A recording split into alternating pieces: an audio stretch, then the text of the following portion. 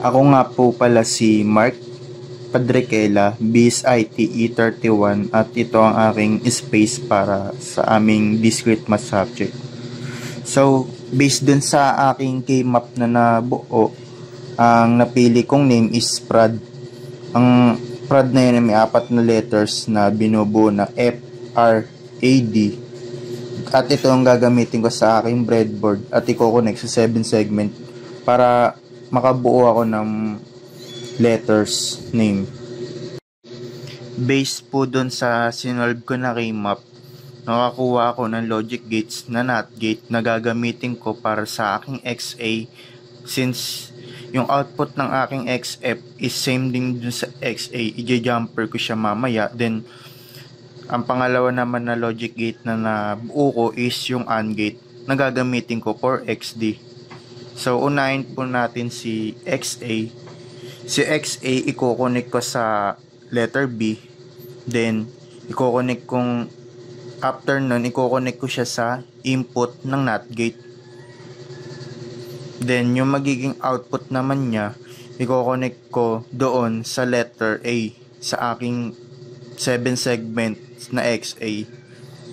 So, since may magkaparehas tayo na output, yung XA natin at XF is magkaparehas lang din naman. So, ginawa ko, ginamper ko yung magiging output ng inverter papuntang XF.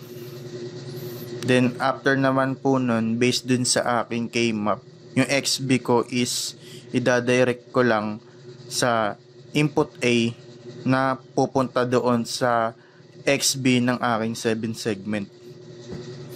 Then ito namang aking XC is ganun din, same procedure lang din sa XB na i-connect ko sa input A na pupunta ng XC sa ating 7 segment.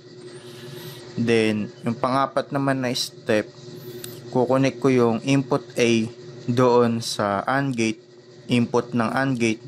Then, after po nun, yung input B naman, i-connect ko doon sa input 2, pin 2 ng AND gate.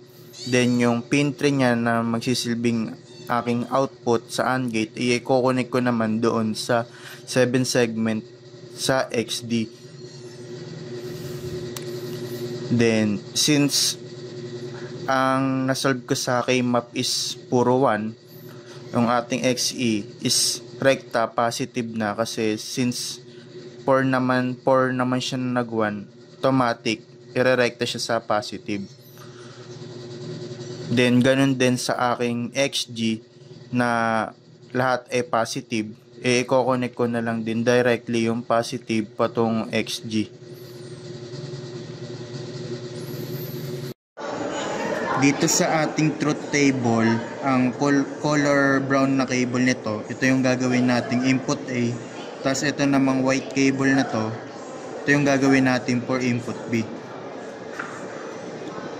So, bago natin i-try pailawin yung 7 segment, need natin i-connect yung battery sa ating battery cap.